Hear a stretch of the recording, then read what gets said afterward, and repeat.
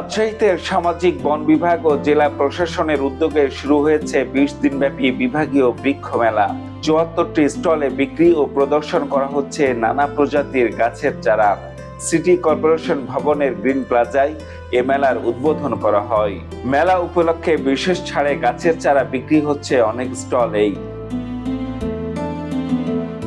তবে মেলাকে ঘিরে স্টল বরাদ্দের নামে চাঁদাবাজির অভিযোগ উঠেছে নার্সারি মালিক সমিতির কোষাধ্যক্ষের বিরুদ্ধে।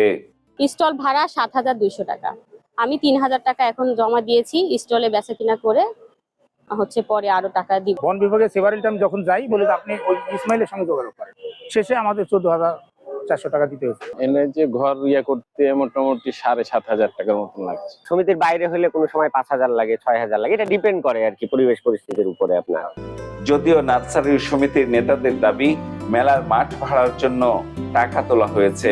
আমাদের নার্সারি মালিক সমিতি আছে, আমি নার্সারি মালিক সমিতির প্রচার সম্পাদক। বন বিভাগকে আমাদের কিছু দিতে হয়নি। এবারের ব্যাপারটা হয়েছে, অন্যবার মাঠ ছিল ফ্রি, এবার মাঠ আমাদেরকে বাড়ালিয়ে করতে হয়েছে, প্রতিদিন 18,000 করে। এই হিসাব করতে যায় পার স্টল পরে আমাদের 7,200 করে।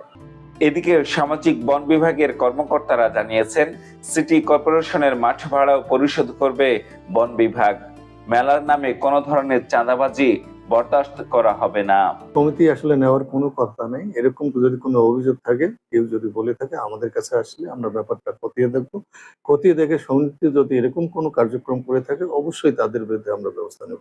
প্রতিদিন সকাল 9টা থেকে রাত 8টা পর্যন্ত মেলা সবার জন্য উন্মুক্ত থাকবে। বৃক্ষ মেলা চলবে আগামী 12 আগস্ট পর্যন্ত। Ziaul Gani Selim, star news, Rajshahi.